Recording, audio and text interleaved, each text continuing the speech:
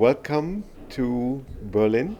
Again, welcome to ITB and Thank you. welcome to our ITB convention this year. And my first question is, how would you describe your work at the moment? What is the topic you are most concerned about in your daily work? Well, I think the preoccupation now is to understand what the new tourism is about, this post-COVID tourism, tourism PC as I call it. The changes that have taken place, the impact of the entrepause, that period when nothing happened, and the effect that has had on the value chain of tourism, but also what it has had on the supply chain for not just tourism, but so many other goods and services. The logistics nightmare that it has caused, and the resultant inflation that has ensued, and the addition, of course, of war as a disruptive factor, and a number of other geopolitical developments, all of which have created another round of disruption that is upending tourism. So the recovery is said to be about 80% for tourism worldwide, and that's after 2 to 3 years. For Jamaica, the good news is that we have recovered fully, and we are about 120% ahead of where we were in 2019. But with it has come these other factors of the human capital disruptions, the shortage of labor, and that's a big issue for us. Also, the other thing that's on my mind heavily is how do we enable a rebalancing of the inequities that have prevailed pre-COVID in tourism. How do we make the small and medium-sized players in the industry become greater beneficiaries of the proceeds of tourism? How do we build capacity to enable this? And finally, the concerns is how do we build human capacity to manage, to recover, and to thrive after disruptions. And COVID-19 was perhaps the most, difficult of all the disruptions that the human family has experienced. It's an existential threat, the likeness of which we've never seen. But it's not going to be the only and last one. So many more is likely to come. And smaller ones are happening in the countries, in regions, and in continents. How do we build capacity to foresee them, to mitigate against them, to manage them when they come, to recover quickly, and then to thrive? So within that frame, we are concerned then about building resilience. And that has been a big preoccupation of mine. We established the Global Resilience and Crisis Management Center at the University of the West Indies in Jamaica.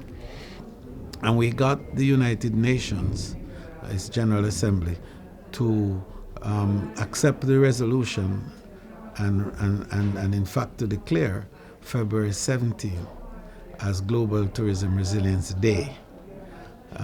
We got that in 2023, and we had the first real observation of it in Jamaica on the 17th of February last. And the UN is having a session of the General Assembly on the 16th of April to discuss further that. So resilience is beginning to get its place, and being mainstream, and is becoming not just a topic for discussion, but now becoming a critical part of the sustainability debate and discussions that are happening, recognizing that in order to be truly resilient, you need to be sustainable. You need to be resilient. So those are what occupy my mind at this time as Minister of Tourism in Jamaica. So when I was talking to you last year at ITB, you were already marketing and promoting this idea of resilience and the whole project of building up this resilience fund.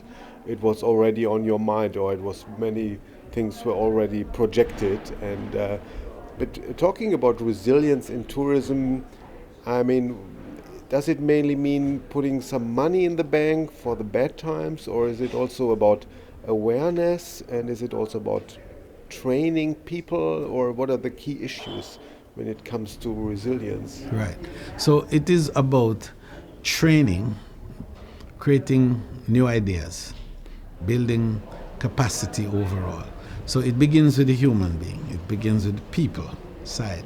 And then it goes now to building capacity for mitigation and adaptation, to then be able to bring goods and things to bring that to bear on how you create physical arrangements for the preparation of whatever disruption is to come. Whether it is cyber, then you have to build capacity within the cyberspace to understand how to deal with cyber attacks and what to do and so on. If it is seismic, you have to deal with how to prepare for earthquakes and to manage it and so on and so on. So whatever the disruption is, to build the capacity to understand it and to be able to mitigate, manage, as I said, and to recover. And the process is going to be one of serious education and training. And that's why we established the Resilience Center at the university. And we've been making satellite centers in other universities across the world. And in fact, I just finished a discussion with a professor from University in Antwerp, where we are looking on the 23rd of May to make a guest lecture on resilience and establish a center there. So it is all about being able to build human capacity in this way. And then secondly, the fund is needed now to build physical capacity, to build retaining walls, to prevent seas from invading land, to build different types of technological gadgetry that will enable people and countries to manage better and to be able to track hurricanes, for example, and to track it better, and then to build communication infrastructure to enable messaging, and that everybody is on the same message, and the competence of those who are the messengers, because the image and integrity of a messenger is as strong and as good as the message itself. So all of those are important things that we have to do. So the Resilience Fund, of which I speak, is to do a multiplicity of things that build that capacity for people and countries to be able to withstand and overcome difficulties when they arrive, and then to build back afterwards. I mean, the motto of this year's ITB is pioneer the transition in travel and tourism together. So there's a strong emphasis on this togetherness. Yes. So, and to tackle all these issues, I mean, the importance of cooperation, of networking, do we have to take that on another level? Or absolutely. In fact, coming out of COVID, we have learned a few things. One of which is that competition is not as good as it had sounded in the past. But a new word called co-petition is now to replace that. In other words, we have to collaborate. COVID has taught us that we can do it together. And when we band together and we act together, we can achieve much more and more quickly. The way we've managed to navigate COVID is a great example of what collaboration does to get good results quickly in the human family. So you're right. It is now how do we bring the public and private partnership that we always talked about together to make things happen. It's how we look at globalization not just now as a means of creating a single set of rules for everybody, but how could the rules from everybody be utilized well to benefit everybody?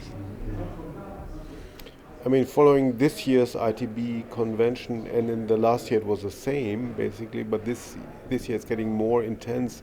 There's a lot of talk about technology, and everybody's talking about artificial intelligence and ChatGPT, and what role will it play for the industry? And what do you think? Or what will be the role of technology to help us, or will it really solve our problems, or for us? I think it will be huge. For example, I think AI is going to be the huge definer of the experiences of tourism, and the role of virtualization and digitization is going to be seminal in the future. We're seeing it already in a lot of instances. For example, robotization has become inserted in the actual management of tourism assets, the presentation of tourism services in a lot of areas.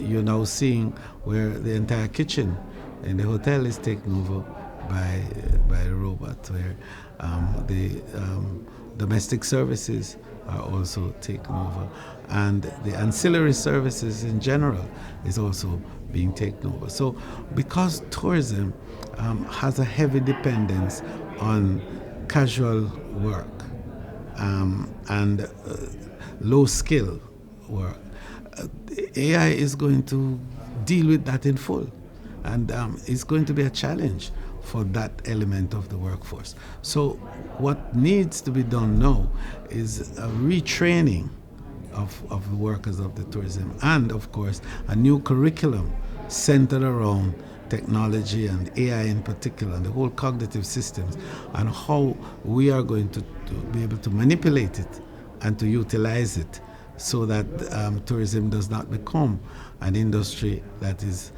losing its people-centeredness. Because if we do that, then what is it? Is it tourism anymore?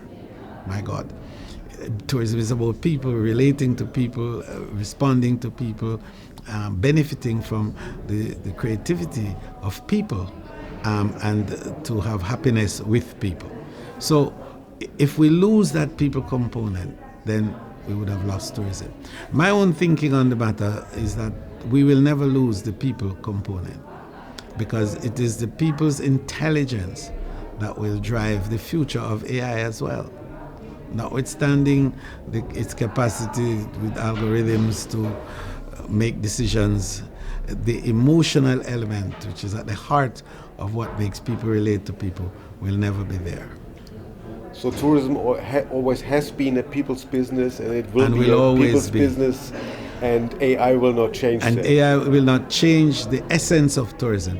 What it will do is to enhance the capacity to serve and do better, and to enjoy, the goodness of life with greater ease. You would end up with what we call a safer, more secure, and seamless experience.